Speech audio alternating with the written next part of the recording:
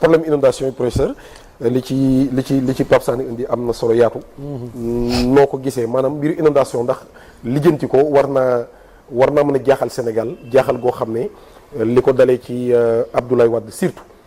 jaar ci Macky Sall ba ci tey ñi fi nekk ba tey inondation yu wéy maanaam ndax war naa mën a jaaxal Sénégal à ce point. waaw Pape Maguette Pape Sané dafa laal lu am solo. te man dama jàpp loolu mooy le cœur du problème. ji nga Pape Maguette. damay xool le débat de l'inondation. gars yi ko mujjee sax ay jamono yu bëri ñu ko mujjee politiser. ñii di ko jël pour waaye ni kii liggéeyul. ñii di ko jël di ko jubiler di waaye ni ñii réussir luñu. c'est que tu vois deux groupes. alors que le mal est là, des populations en souffrent. On devait au moins être concernés. À telle enseigne que warul nekk débat en réalité. li am nag mooy man chaque fois dama wax ne Macky kenn gënu koo xam mbiru inondation yi ndax ba muy nekk ministre de l'intérieur. mbiru plan Orsec ak yëpp. moom moo ko déclenché. mu nekk premier ministre di ko coordonné. dem ba nekk président. taxawal un plan de lutte décennal. Pape Maguette loolu dama jàpp ci war a taxaw. Sénégal génne lu ëpp 1000 milliards. ci 12 ans yi mujj. ci règne Macky Sall. 1000 milliards pour régler problème inondation yi. te tey la waalo gën a ay. mais on doit situer responsabilité man dama jàpp ni ji nga jubbanti. man dama jàpp sax ni jubbanti gi moo jiitu. yoo war a jubbanti lépp. aujourd'hui ce plan là war na am lu leer lu Sénégalais xam. naka ñu ko jëfandikoo ñenn ñoo ko jëfandikoo. pourquoi amul résultat. que les sanctions tombent. ñi teg nag li Pape Sané wax man loolu laa gëm. moo tax daaw j'avais fustigé les propos du ministre. mu ne nawet bi suñu nawet. nawet bi suñu nawet la kay. man dama jàpp ne suñ la wóoloo dénk la nguur. votel la jour bi nga toog. lépp luy problème yu am ci dëkk boobu sa ay problème la. c'est à toi de les régler. waroo débiner wala ngay daw di jéem a. joxoñ ñeen ñu fi nekkul woon. ñooñ dem nañu ils sont plus là. donc aujourd'hui nawet yi suñu ay nawet la. mais il faut ñu am honnêteté ak courage. andi un plan réel bi pas plan nag bi xam ne dafay régler problème mu ndox bi. ba pare mu nekk une pierre deux coups. ndox gi soxla nañ ko. fi muy dem lañu soxlawul. est-ce que yaa ngi dégg wax ji. ndox bi soxlañ ko trop. fi ndox mi nekk fi muy dem. foofu lañ ko soxlawul dafa ay dëkkuwaay la dafay yàq. ñu yóbbu ko fi mu war a defaree. lii organiser ko dans un espace. bu leer bu am jàmm amul guerre amul dara. Pape Maguette di wax dëgg yàlla jafewul. le deuxième acte de courage la. Pape Maguette y a beaucoup d'habitations yoo xam ne. à Touba yaana. Touba lotissement beeg aménagement yu bëri. c'est pas l'État qui l'a fait. donc nit yi ñooy tabax de manière kenn ku nekk suivant ses possibilités. assainissement manqué. li am Touba moo am ci localité yu bëri. am na zone yu bëri dans toute localité. am na ay zones yoo xam ne soo demee 1960. tubaab bi li ñu fi bàyyi woon. ils avaient donné une description claire des territoires yu nekk Sénégal ne telle zone waruñu fa dëkk. telle zone pour ay tool la. telle zone mën nañu ko def nangam. lii c'était clair quoi dëgg yàlla. état yi ñoo dem jamonoy sécheresse année 70 yi. ñu gis seen ndox yi wàññeeku na. ñu jàpp ni kon le mal est réglé. gars yi commencé daw nag jël nit si di jaay di jox nit yi. état kon moo réglé problème yi. kon c'est à l'état de régler ces problèmes. donc Pape Maguette il y a des masses yu bëri yu war a déguerpir localité yu nekk loolu mooy dëgg. ñaareel ba y a des investissements massifs. à faire dans l'assainissement. dégg naa ne Wade am na benn waaju am solo. ki nga xam ne sax man xam naa kenn ko xam. dafa ñëwoon seet si Wade. il paraît ne ko man question wu inondation yi am Sénégal vraiment man jàpp naa ne on peut le régler. et lii pour régler ko soxlawul sax dans plan bi c'était même pas à 2000 xaw ma c'était moins de 2000 milliards en tout cas. 1000 et quelques milliards la woon. et qu'on règle définitivement ndox yooyu ñu mën ko utiliser yii sax pour naan ak même pour pâturage ak tool yi. war ne ko xaalis bi dafa bëri trop te suñ ko defee fi nga wax noonu kenn du ko gis. man j'ai besoin de projets yu gars yi di teg bët gis. loolu laa bëgg def. mu nekk mais président avec tout respect que je vous dois c'est vrai que projet bi kenn du ko gis waaye ñëpp dañ ko yëg. ndax si biir suuf si la waaye après ñëppay am jàmm ba nga xam ne ñëpp nga xam ne yaa ko réglé. mu ne ko non essentiel priorité mooy il faut ma def lu gars yi di gis. donc pour dire que il y a des choses à faire. des investissements à faire yoo xam ne. état Sénégal foofu mu ñeme ko. encore une fois bu état Sénégal travaille vers sa souveraineté économique. et son indépendance monétaire.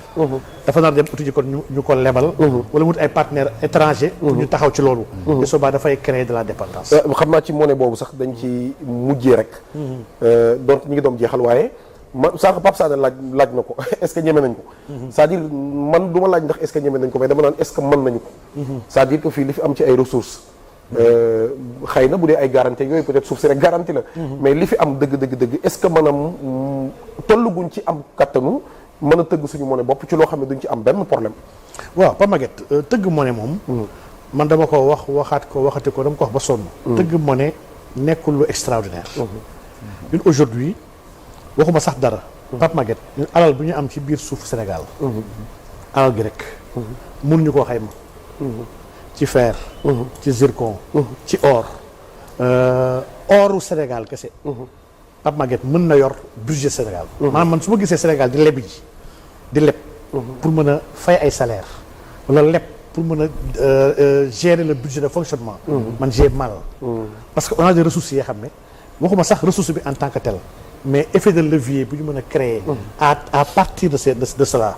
chaque fois damay fàttali gars yi leen ñoom Archimède jamono bien avant Jésus-Christ. dafa am les Ioniens dafa am 3 lois yoo xam ne lois yooyu. moom la ñu njëkk formaliser dans la science.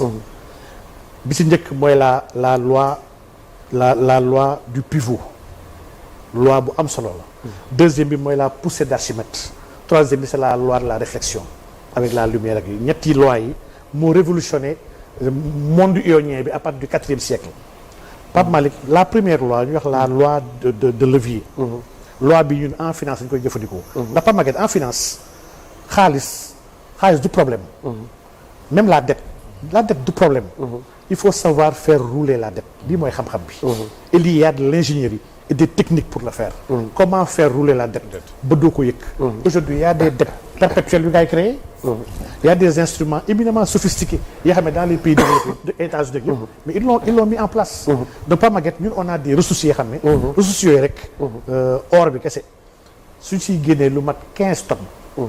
waxuma sax 15 tonnes 10 tonnes kese. bi ko doon génnee mu nekk la propriété du Sénégal.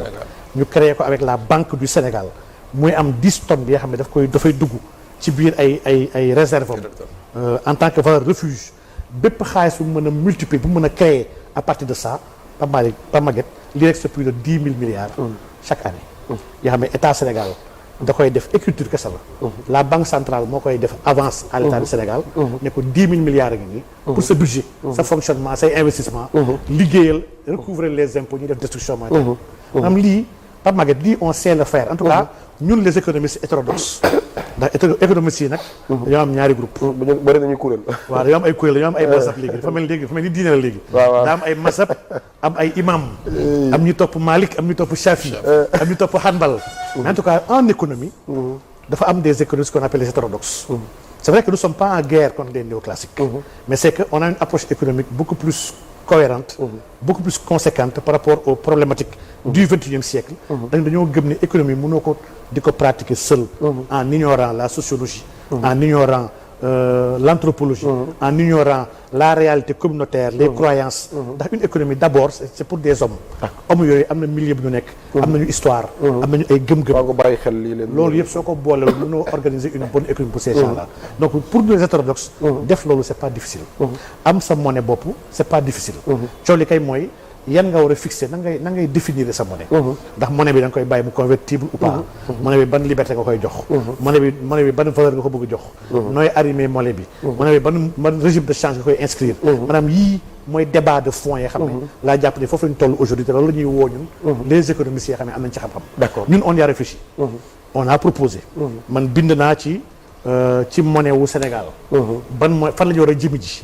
je suis totalement contre la monnaie éco. dama ko contre. dama gëm ni narul régler nos problèmes. daf ñuy gën a dugal ci ay jafe-jafe. aujourd'hui gars yi ñu wax ko 2027. gëm naa même 2027 mooy du taxaw. ndax avec la crise bi secoué CEDEAO. ba ñetti dëkk génn déjà mooy la confédération des États du Sahel. ñoom ñetti ils ont des ambitions monétaires. muy Mali Niger ak Burkina. et vraiment yeneen dëkk pays yi des. avec le Nigeria. il y a des problèmes. Aujourd'hui fi ñu war a dem ñun mooy. dañu war a jël responsabilité. nous sommes pas contre le régionalisme. nous sommes pas contre la coopération. Parce que des pays peuvent être en coopération monétaire sans partager une monnaie. Absolument. On a des mécanismes yoo xam ne de coopération yoo xam ne. avec des accords mutuels. avec des comptes yoo xam ne. des comptes d'avance. On a beaucoup de choses yoo xam ne. qu'on peut faire. sans partager monnaie. mais gëm naa ne bu ñu demee ba war a partager monnaie. on doit tout faire pour que cette monnaie ne soit pas une monnaie unique. qu'on laisse ça en tant que monnaie commune. kenn ku nekk am la latitude. et la liberté d'organiser monétairement son espace géographique.